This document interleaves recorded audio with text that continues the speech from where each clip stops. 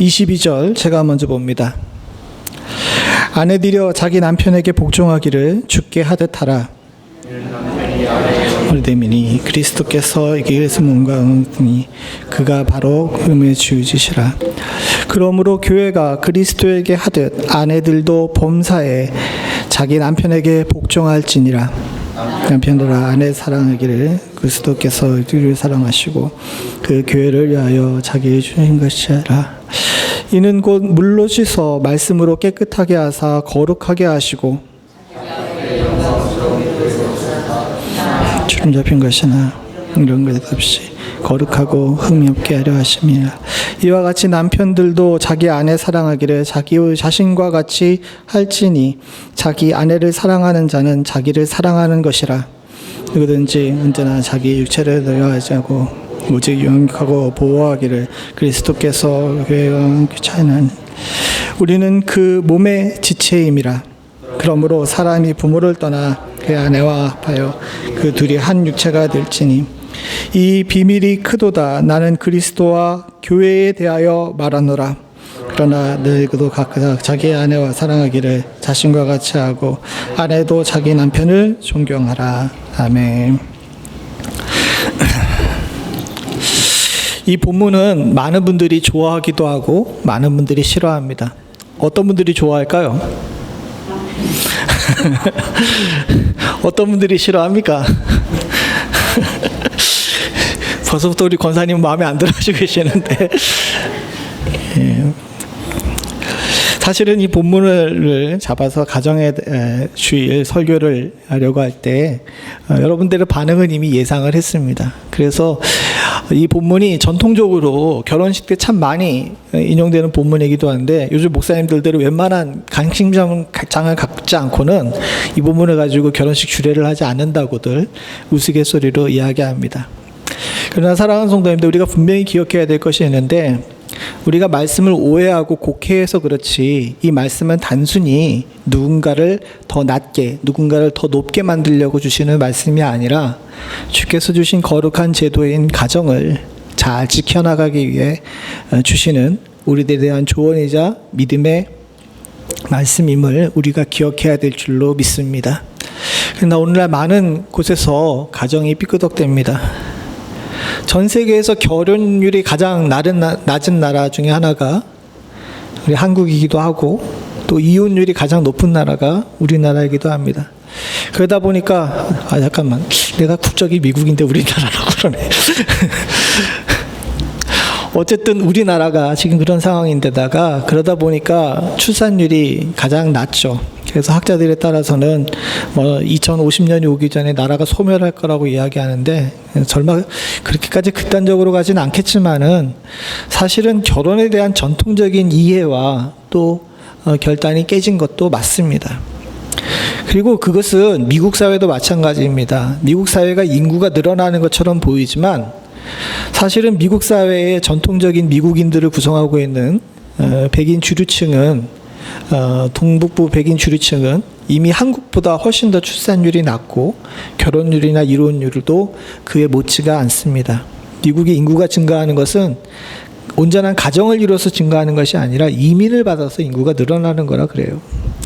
즉 어떻게 보게 되게 되면 원래 교회가 정상적으로 작동하고 있던 이 사회가 교회가 무너지고 교회가 가치를 잃게 되면서 덩달아 이 가정의 가치도 무너지게 되고 새로운 형식의 이제 성적 공동체가 생기는 경우가 많이 있습니다. 이건 굉장히 위험한 일이고 우리가 경계해야 될 일임을 분명히 알아야 됩니다. 그런데도 불구하고 사실은 교회가 이런 부분에 대해서 말을 나누는 것을 그렇게 썩 달가워하지 않아요. 그리고 목회자들도 이런 설교를 하는 것을 그렇게 썩 좋아하지 않습니다. 왜냐하면 잘못하면 편가르는 것이 되기 때문에 그렇습니다. 아까 전에 제가 처음 말씀드린 것처럼 누군가는 좋아하고 누군가는 싫어한다고 이야기하는데 사실은 거기서부터가 우리가 뭔가가 잘못된 거예요.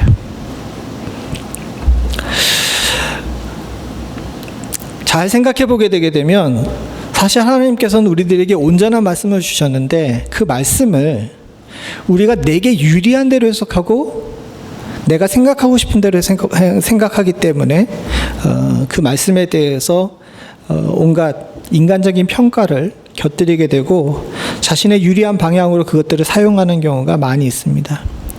우리가 그런 생각들을 내려놓고 오늘 이 본문을 찬찬히 보면서 주께서 주신 말씀에 그 깊이 있는 그 내용들에 대해서 다시 한번 생각해 보면서 하나님께서 우리 가정에게 또 우리의 사회 또 우리가 앞으로 일어나갈 이 결혼이란 제도를 지켜나가는 일들에 대해서 어떤 생각을 가져야 되는지 함께 나눠볼 수 있는 그런 은혜가 있기를 간절히 소원합니다.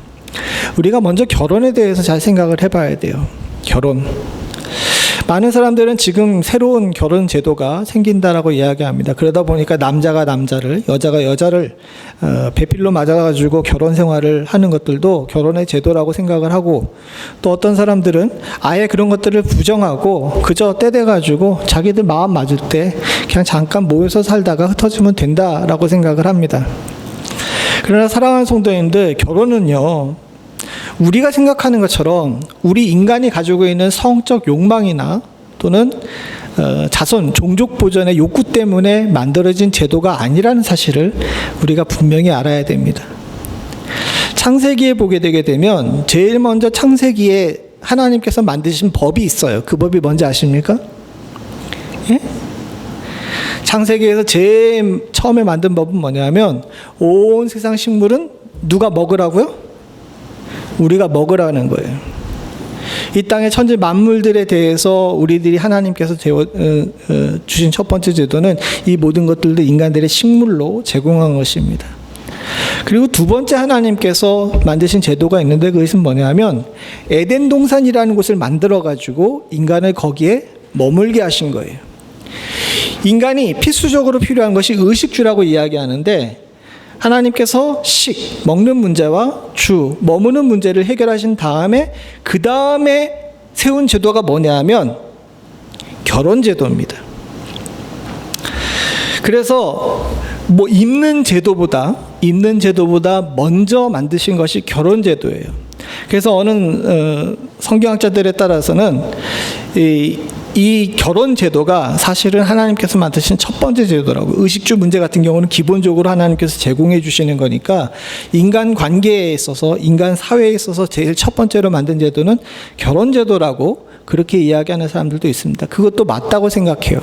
창세기 2장 24절 25절 한번 읽어보겠습니다. 시작. 이러므로 남자가 부모를 떠나 그의 아내와 합하여 둘이 한 몸을 이룰지로다. 아담과 그의 아내 두 사람이 벌거벗었으나 부끄러워하지 아니하니라.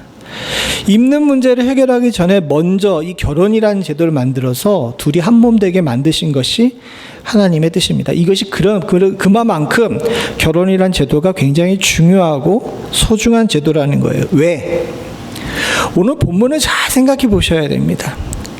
창세기 2장 24절에 보게 되게 되면 남자가 부모를 떠나 그 아내와 합하여서 뭐가 되라고요? 둘이 한 몸이라는 거예요. 이 얘기는 거꾸로 얘기하게 되게 되면 남자와 여자는 온전하게 한 몸이 될 수 있다는 얘기예요, 없다는 얘기예요?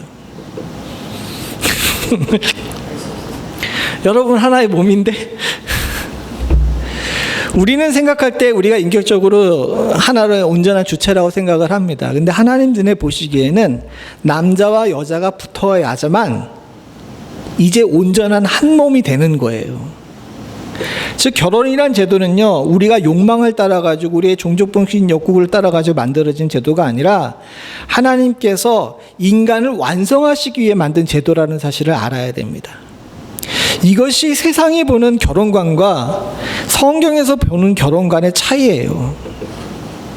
세상에서 보는 결혼관에 따라서 욕망을 따라서 만드는 결혼관이라면 저들이 지금 행하고 있는 것처럼 자신들의 성적 욕구와 취향에 맞춰가지고 결혼 제도를 마음대로 망가뜨려도 돼요. 그건 그들의 마음이니까. 그러나 성경적인 의미에서 하나님께서 만드신 결혼 제도는요, 우리 인간의 온전한 완성을 위한 제도라는 사실을 우리가 기억해야 될 줄로 믿습니다. 사랑하는 성도님들, 인간은 불완전한 존재입니다. 불완전한 존재인 우리가 우리의 배우자를 만나가지고 이곳에서 서로 부딪히고 다투고 또 사랑하면서 서로 간에 서로를 깎고 또 이 비집고 들어가가지고 이 둘이 하나 되는 것, 그래서 온전한 한 몸을 이루는 것이 하나님의 뜻이자 하나님께서 인간을 만드신 계획이에요. 물론 오늘날 세상이 발달돼가지고 또 사회가 극도로 발달돼서 혼자서도 잘 살 수 있다라고 생각합니다. 그러나 사랑하는 성도님들, 우리가 분명히 기억해야 되는데 그것은 잘 사는 것이 아닙니다. 하나님께서 만들어주신 온전한 방법이 아니에요. 주께서는 우리들이 단순히 자손을 많이 낳아서 종족을 번식하라고 또는 나의 성적 욕구를 누리기 위해서 결혼하라고 만드신 것이 아닙니다. 우리의 영혼을 완전케 만들고 우리가 하나님 앞에서 온전한 한 몸이 되기를 원하셔서 우리에게 결혼 제도를 허락하신 거예요. 우리가 이것을 분명히 기억해야 합니다. 사랑하는 성도님들과 저는 연약을 채우는 나의 반쪽으로 내 옆에 있는 사람이 존재한다는 사실, 그리고 나의 자녀가 존재한다는 사실을 여러분들 기억하실 수 있기를 바랍니다. 그리고 두 번째로 이 결혼 제도가 중요한 이유가 있습니다. 그것은 뭐냐면요, 하나님께서는 결혼을 통해 가지고 하나님을 배워가기를 원하십니다. 성경에서는 하나님께서 본인을 아버지 또는 남편으로 표현하시는 경우가 많아요. 그래서 이사야 54장 5절을 보게 되면 이는 너를 지으신 이가 내 남편이시라 라고 이야기합니다. 너를 지으신 이가 누구예요? 하나님이시죠. 하나님이 누구입니까? 남편이라는 거예요. 우리 결혼제도에 숨어져 있는 또 다른 하나님의 뜻이 있는데, 그것이 뭐냐면 우리는 결혼이라는 것 통해서 공동체를 이루면서 그것에서 부모가 되기도 하고 또는 자녀가 되기도 하고 또 남편이 되기도 하고 신부가 되면서 이 안에서 하나님과 우리 사이의 관계가 어떤 관계인지를 배워가는 거예요. 그래서 가정은 하나님께서 주신 거룩한 학교입니다. 저 여러분들 독신주의자였습니다. 안 믿어요? 다른 친구들 다 20대 초반에 결혼하던데 저는 끝까지 안 했어요. 그러다가 밀려가지고 남들을 다 결혼하고 애들 막 다 있는 다음에 후회해가지고 30 다 돼가지고 결혼했는데 제 때에는 그게 굉장히 늦게 결혼한 거예요. 저는 그렇게 살아도 하나님의 뜻을 알 수 있다고 생각했고 또 그렇게 살아도 내가 인간으로 부족함이 없다라고 생각했습니다. 그러나 여러분들도 다 경험해 보셨지만은 결혼 후에 누군가의 남편이 된 다음에 그 다음에 자녀가 생겨가지고 내가 누군가의 아버지가 된 다음에 성경을 읽는 것이 달라요. 하나님께서 왜 당신을 남편이라고 하셨는지, 왜 우리를 보고 신부라고 하셨는지에 대해서 이전에는 1도 몰랐다면 이제는 조금이라도 알게 됩니다. 그리고 시간이 지나면서 그것이 무슨 말씀이신지 내용을 더 깊이 깨달아 알게 돼요. 마찬가지로 자녀를 낳아도 마찬가지입니다. 우리가 부모가 된 다음에야 하나님께서 자녀를 사랑하심이 무엇인지에 대해서 조금이라도 알게 되잖아요. 하나님은 인간이 당신을 알아가기를 원하세요. 그리고 우리 사람이 하나님을 알아가는 것을 기뻐하십니다. 하나님을 가장 잘 알아갈 수 있는 방법은 말씀을 보는 것과 동시에 여러분들과 제가 가정에서 이 말씀을 체험하는 것인 줄로 압니다. 그렇기 때문에 사랑하는 성도님들, 우리의 가정이 여러분들 스스로 생각할 때 참 가정이 이상하다 또는 뭐 매일 싸운다 이런 얘기 하지 마시고 그 가운데서 하나님을 배워가실 수 있는 은혜가 있기를 소원합니다. 그렇게 우리들에게 가정을 주신 거예요. 세 번째로 중요한 것이 있는데 뭐냐면 오늘 본문에도 나오지만 하나님께서는 가정을 교회로 만드셨어요. 본문의 32절에 보게 되면 이 비밀이 크도다 나는 그리스도와 교회에 대해 말하였노라 라고 이야기합니다. 그런데 여러분 지금 뭐에 대해 이야기하고 있어요? 가정에 대해 이야기하고 있잖아요. 가정에 대해 이야기하고 있는데도 불구하고 나는 그리스도와 교회에 대해 말한다 라고 이야기하는 것은 바로 우리의 가정이 곧 뭐라는 겁니까? 교회라는 거예요. 물론 우리가 모여있는 이 공동체인 멤피스 연합장로교도 굉장히 중요합니다. 이것은 하나님께서 세우신 제도이고 예수께서 완성하신 제도이 맞아요. 그러나 그 전에 이 교회보다 더 먼저 주께서 세우신 교회가 있는데, 하나님께서 세우신 교회가 있는데, 그것이 곧 뭡니까? 우리의 가정인 겁니다. 주님께서는 여러분들의 가정에 임재하시고 여러분들의 가정을 통해서 하나님께서 영광 받으시기를 원하십니다. 우리가 가정을 이루는 것은요, 주의 교회를 세우는 것이에요. 그런 이런 일들이 내가 귀찮다고 내 감정에 안 맞는다 그래가지고 포기하고 무시하는 것은 결코 하나님의 거룩한 뜻이 아님을 기억하실 수 있기를 간절히 소원합니다.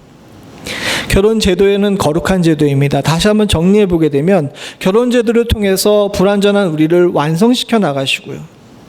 결혼 제도를 통해서 그곳에서 하나님이 누구신지를 배워가는 것이고요. 그리고 결혼이란 제도를 통해서 가정을 이름으로 말미암아 하나님께서 받으실 만한 거룩한 교회를 만들어가는 것, 바로 그것이 우리들에게 허락하신 가정입니다. 하나님께서 주신 선물이자 학교이자 교회인 이 귀한 가정을 지키는 것, 또 결혼을 지키는 것은 여러분 해도 되고 안 해도 되는 것이 아니라는 사실을 꼭 기억하시고, 우리가 주의 은혜로 주신 우리의 귀한 가정을 감사하실 수 있는 축복이 있기를 소원합니다. 이건 좀 아멘은 크게 해야 나왔는데 안 나오네요. 여러분들 가정이 감사해요? 네, 사실은 이게 문제입니다. 제가 목회를 그렇게 길게 하진 않았지만 20 초반서부터 전도사라고 30 돼서 이제 그 안수를 받고 목사가 됐어요. 그리고 이제 50이 넘어왔습니다. 그럼 목회자로서, 목사로서 30년, 20년을 한 거잖아요. 근데 그동안 교회 안에는 예쁘고 아름다운 가정들도 참 많았지만 그 못지않게 깨지고 무너지고 아픈 가정도 참 많이 봤어요. 한참 지난 이야기지만 20 후반에 한 27살이었던가 그때 본의 아니게 단독 목회 아닌 단독 목회를 하던 때였습니다. 주중에 학교 가서 공부를 하고 서울에서 공부를 하고 이제 속초까지 내려가 가지고 주말에 이제 사역을 하는데 토요일 날 아침에 전화가 온 거예요. 아침도 아니라 새벽이었던 것 같습니다. 전화가 왔어요. 새벽 예배를 얼마 안 놔뒀는데 밤중에 전화가 왔는데, 저보다 나이 많은 집사님이 저랑 이제 저보다 한 10살 정도 많은 집사님이 저랑 이제 동갑인 이제 여집사님과 결혼해서 살고 있는데 한밤중에 부부싸움이 난 거야. 그런데 이 분이 저한테 전화해가지고 와가지고 이제 편들어 달라고 전화를 하신 거지. 이제 부부싸움하고 목회자한테 전화를 할 때는요, 심판을 봐달라고 전화를 하는 게 아닙니다. 제가 나온 결론이 있는데, 그동안 전화 받아본 결론이 있는데, 심판을 봐달라고 전화하는 것이 아니라 자기 편대달라고 전화를 하는 거예요. 그래서 부랴부랴 가가지고 그 이제 상황을 어떻게든 수습을 했어요. 근데 돌아오면서 그런 생각을 했습니다. 난 아직 장가도 안 가는데, 결혼할 마음도 없는데 내가 27살에 다른 사람 가정에 가가지고 이래라 저래라 해도 되나? 막 이런 생각을 하게 되더라고요. 그러면서 그 가정이 왜 싸우는가에 대해서 좀 그때 깊이 생각을 해본 적이 있었어요. 그리고 그때뿐만 아니라 그 뒤로 목회하는 동안에 수없이 많은 가정의 분화 가운데 제가 불려가가지고 옆에서 중재하고 기도하는 가운데 계속 그게 저한테는 질문이었어요. 왜 싸울까? 왜 싸울까? 근데 막상 제가 결혼하고 가정을 이룬 다음에 전 싸웠을까요? 안 싸웠을까요? 그건 또 왜 크게 얘기해? 근데 저도 싸우더라고요. 그래서 저도 왜 싸울까? 이 생각을 계속합니다. 왜 성도들이 싸우고 왜 내가 가정이라는 하나님께서 주신 이 거룩한 제도이자 나를 완성해가는 제도 가운데서 왜 분쟁이 일어나고 다투고 결국은 가정이 깨지고 갈라지는 일들이 벌어질까라고 많이 고민을 하고 생각을 했어요.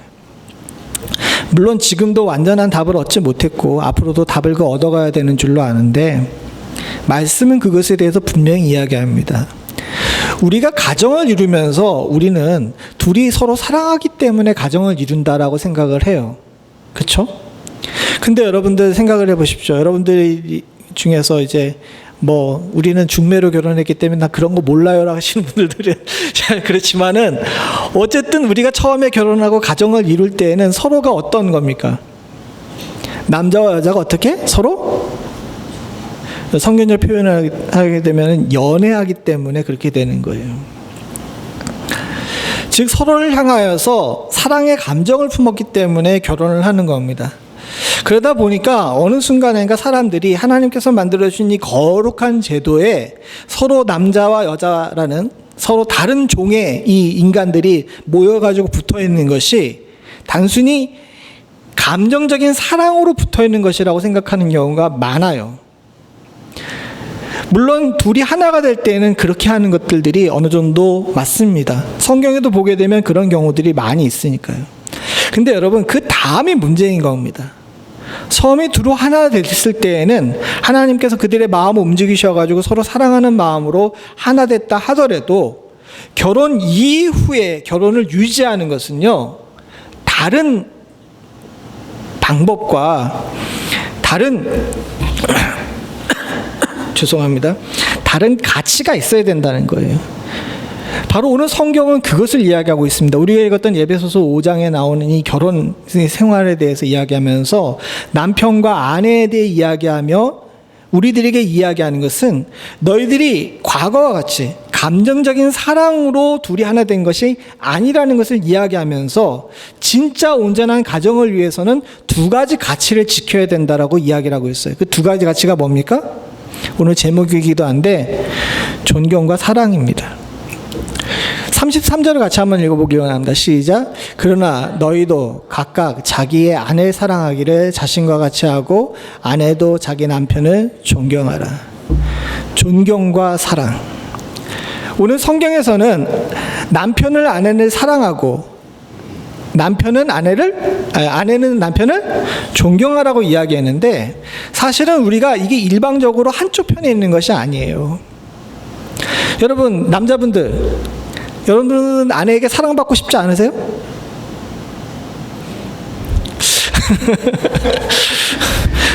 이게 답을 강요해야 되나? 사랑받고 싶잖아요.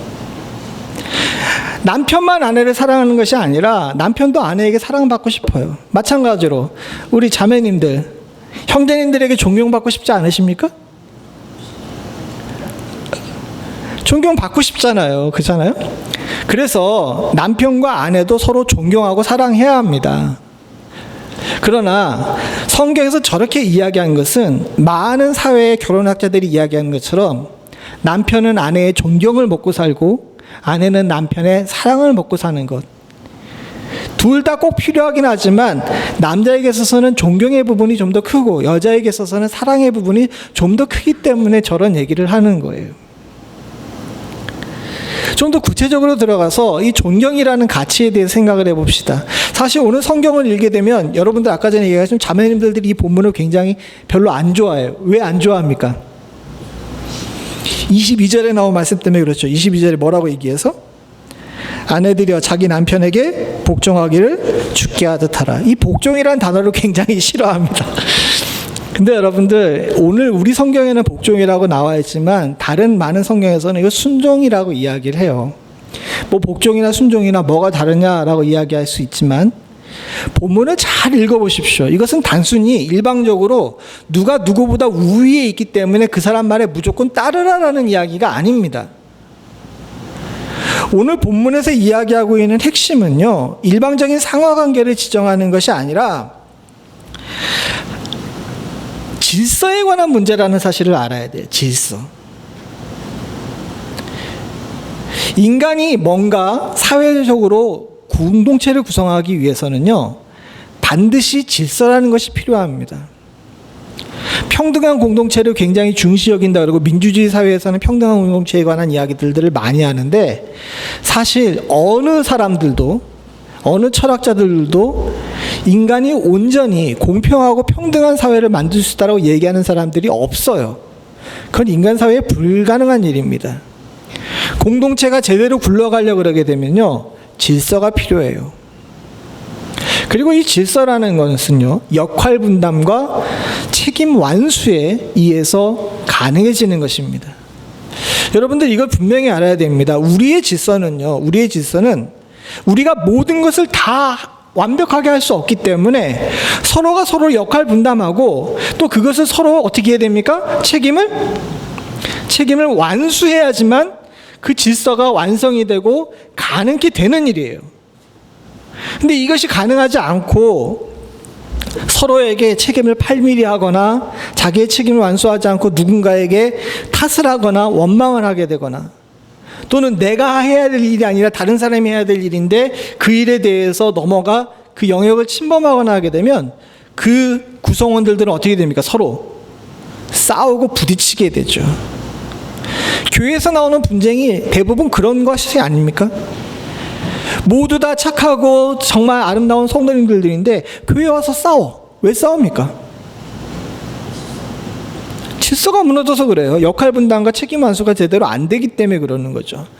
가정도 마찬가지입니다. 가정도 역할 분담과 책임 완수를 해야 되는 거예요. 그것에 대해서 성경에서 뭐라고 얘기하냐면 23절에 보게 되면 이는 남편이 아내의 머리가 됨이니라고 이야기하면서 거기에 대해서 뭘 비유합니까? 그리스도께서 교회의 머리됨과 같다라고 이야기하죠. 단순히 남편이 아내보다도 높다는 이야기가 아닙니다. 교회에서 그리스도께서 맡은 놀이 뭐세요? 성경에 나오잖아요. 교회에서 그리스도께서 맡은 놀이 뭐예요? 머리잖아요, 머리. 주님께서는 머리 역할을 담당하고 계시는 겁니다. 그리고 그분께서는 그 역할을 제대로 잘 어떻게 하고 계십니까? 감당하고 계시세요. 그런데도 불구하고 교회가 제대로 움직이지 않는 것은 머리가 명령한 대로 뭐가 제대로 안 따르기 때문에 그런 겁니까? 우리가 제대로 안 따르기 때문에, 지체된 우리가 제대로 안 따르기 때문에 그러는 거예요. 건강한 교회, 제대로 된 교회는 머리가 되신 주님이 역할을 제대로 감당하고 있는 그 가운데서 우리가 제대로 그 질서에 따라서 역할을 제대로 감당하고 책임을 완수하고 있으면 교회가 건강해지는 줄로 믿습니다. 근데 가정도 똑같다는 얘기예요. 가정에도 질서가 필요합니다. 그런데 여기서 이 질서를 유지하는 것이 복종이란 단어를 쓰고 순종이란 단어를 쓰니까 강압에 의해서 유지되는 것으로 생각하는데 그렇지가 않아요. 가정에서의 질서, 교회에서 질서는 누가 강요한다고 되는 일이 아닙니다. 그걸 오늘 성경에서 뭐라고 얘기하냐면 그가 바로 몸의 구주심이라고 이야기하시면서 그 비밀을 이야기해 주고 있어요. 여러분들께서 주님께서 복종하라고 여러분들에게 강요하고 계십니까? 아니에요. 그런데도 불구하고 여러분들은 왜 주님께 순종하십니까? 왜 주님의 말씀에 복종하세요? 그분께서 우리들에게 구주가 되셨으면 우리가 뭐 하기 때문입니까? 믿고 인정하기 때문에 그런 거예요. 마찬가지로 가정에 나오는 질서도 그렇습니다. 가정에서의 질서는요, 누군가가 누군가를 힘으로 누르거나 또는 이 논리로 누르는 것이 아니라 그리스도께서 교회의 머리 되면 우리가 자연스럽게 느끼는 것처럼 믿음으로 가야 되는 것이고요. 그리고 존경으로 유지하는 것입니다. 그래서 오늘 본문에 아까 전에 이야기한 것처럼 33절의 마지막 결론을 이야기하며 남편은 아내를 사랑하고 아내도 자기 남편에게 복종하라고 이야기하지 않고 뭐라고 얘기합니까? 존경하라고 이야기하는 거예요. 질서는 존경으로 유지됩니다. 마찬가지입니다. 교회에서 주님께서 머리 역할을 감당하고 있다면 저와 여러분들은 지체입니다. 그럼에도 불구하고 목회자이기 때문에 제가 강단 위에 서기도 하고 당회의 당회장이기도 해요. 근데 여러분들, 제가 여러분들에게 강요할 수 있는 권력과 능력이 있습니까? 저도 그런 게 있었으면 좋겠어요. 카리스마가 있어가지고 이거 하십시오라고 얘기하면 다 따라오면 좋겠어. 근데 안 돼요. 그렇게 할 수가 없어. 그렇게 하기에는 제 카리스마가 뛰어나지도 않을 뿐더러 여러분들은 너무 똑똑해. 그럼에도 불구하고 제가 이야기하고 말씀으로 선포하고 부탁하고 할 때 여러분들이 제 말에 따라주고 여러분들이 함께 동역하는 이유는 뭐 때문입니까? 그리스도 안에서 우리가 서로 뭐 하기 때문이에요? 존경하기 때문이에요. 장로님은 장로님으로 존경하고, 권사님은 권사님으로 존경하고, 집사님들은 집사님으로 존경하고, 여러분들은 또 저를 존경해주고, 이런 존경이 있기 때문에 우리 교회가 법으로 너는 뭐해 이렇게 치지 않아도 어떻게 됩니까? 제대로 잘 굴러가요. 우리가 지난주에 야유회를 했는데 제가 찍어가지고 여러분들에게 당신은 이거 하시고 고기 구우시고 당신은 뭐 이거 하시고 이거 이렇게 얘기 안 해도 우리가 서로의 약함을 알기 때문에 다 맞춰가지고 하잖아요. 왜 그렇습니까?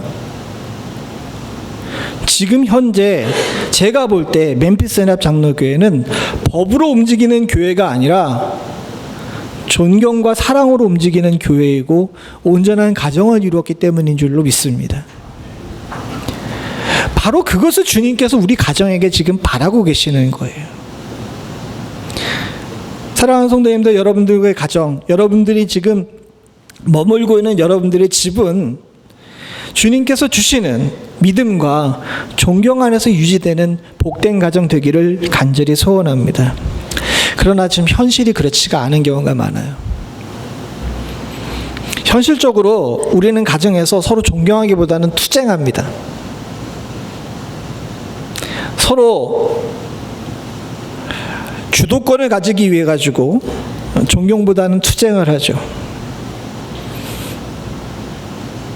남편이 아내가 남편을 사실은 함께 동역할 존재로 여기기보다는 내가 저걸 좀 이렇게 초장에 잡아야 이제 후회가 편해라고 생각하면서 이렇게 그런 마음을 가지고 대하는 경우가 있고, 그 문제가 해결이 되지 않아가지고 평생을 서로 싸우시는 분들도 있습니다. 반대로 자식이 누리고 있는 권력, 또 그 알량한 힘의 우위를 갖다가 너무 과신하는 나머지 상대방을 향하여서 막 하는 경우가 많이 있어요.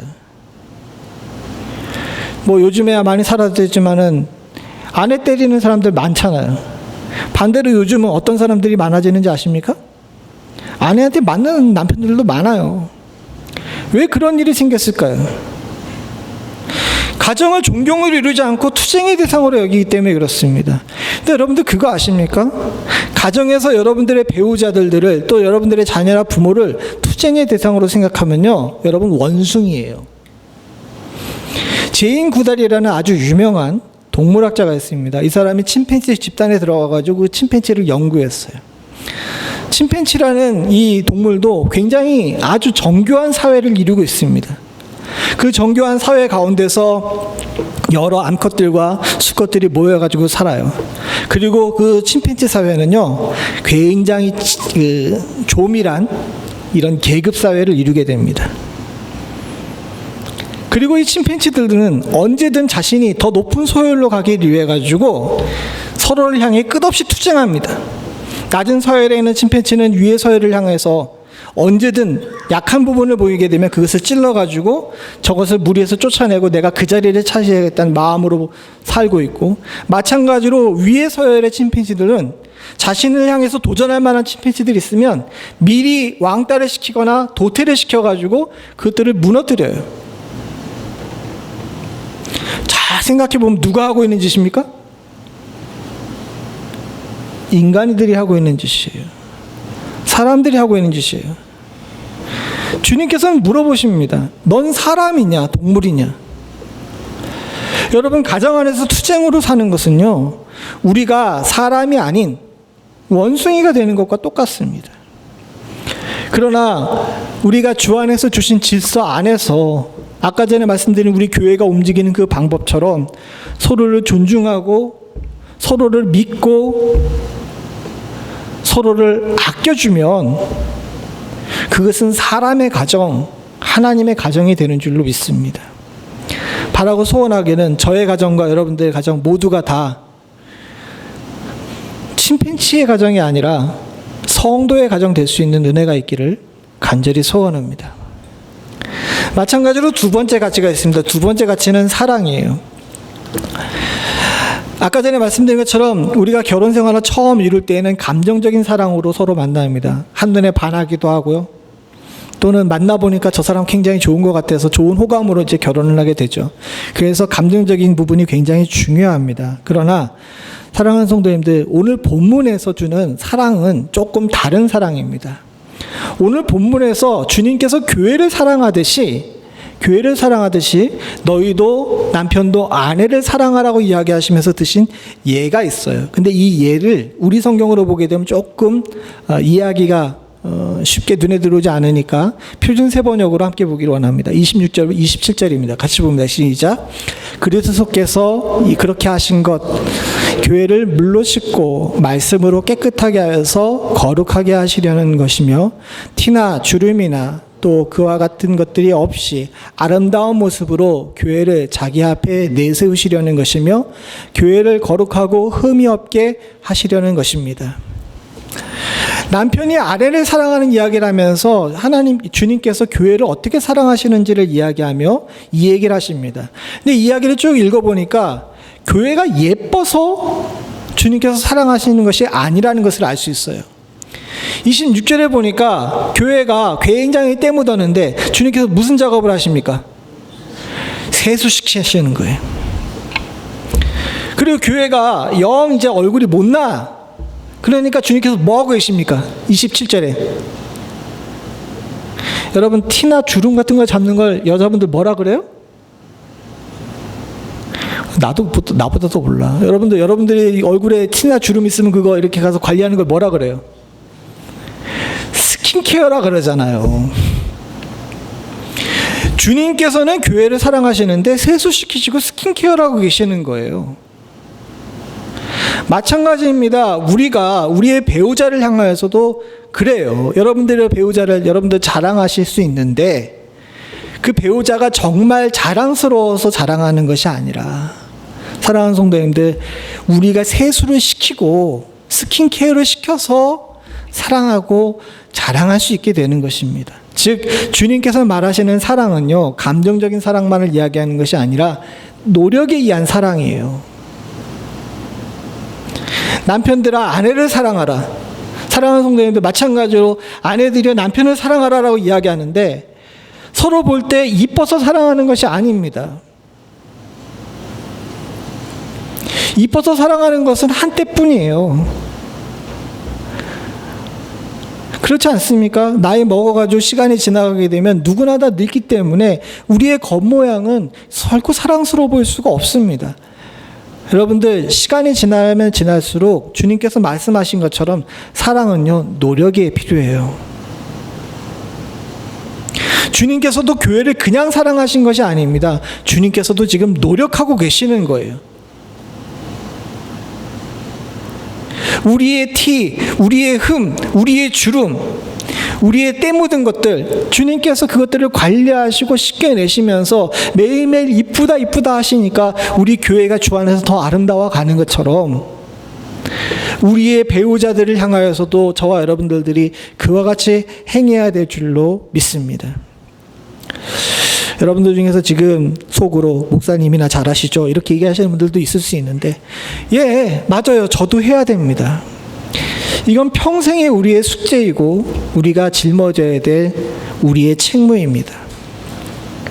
제가 아까 전에 말씀드린 것처럼 목회하는 동안에 왜 싸울까에 대해서 곰곰이 생각해 봤어요. 나온 결론은 그것입니다. 제일 큰 결론은 뭐냐면, 우선은 결혼 제도에 대해서, 우리 배우자에 대해서, 우리 가정이 어떻게 이루어지는 데 대해서 잘못된 오해를 가지고 있기 때문에 그래요.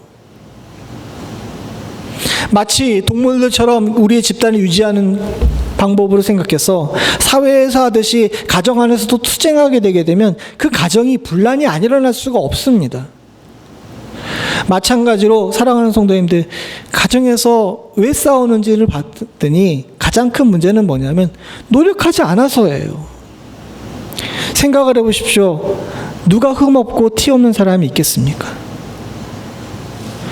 그러나 주님이 하신 것처럼 그것들을 없이 하고 닦아내려고 노력하는 것은요, 안타까운 이야기지만 자기 스스로는 안 돼요. 옆에 있는 사람이 보고서 닦아내야 돼요.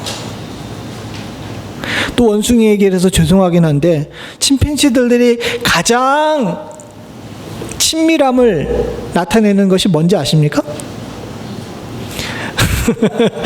우리 권사님 잘 아시네요. 너무 유명한 얘기인데 그 제인구다 그 다큐멘터리가 워낙 유명해서 그렇긴 하겠지만은 침팬지들이 서로에 대해서 가장 큰 애정을 나타내는 것이 뭐냐면 서로 앉아가지고 뭐 해주는 겁니까? 이 잡아주는 거예요. 원숭이들도 알아요. 내가 이쁜 사람, 내가 사랑스러운 사람을 위해 가지고 내가 상대방이 못하는 것, 그 흠과 티를 잡아주는 것이 내 사랑의 표현이라는 거 아는데 왜 우리는 그걸 못하냐는 거죠. 주님께서도 그것이 답답하신 거예요. 얼마나 답답하게 되면 교회에 대한 예를 들으면서 가정을 향하여서 너희가 노력으로 일한 사랑이 필요하다는 사실을 우리들에게 강조하겠습니까? 우리가 이 말씀을 귀하게 깊이 여겨야 되는 것은요, 제가 위기의식을 느껴서 그렇습니다. 제 딸들이 저를 닮아서 그런지 자기들은 결혼을 안 하겠대요. 그래서 위기의식을 느껴가지고 저도 손주가 보고 싶거든. 그래서 왜 결혼을 안 하려고 그러는데 그랬더니 뭐라고 얘기하시는지 아십니까? 여러분 뭐라고 얘기했을 것 같아요?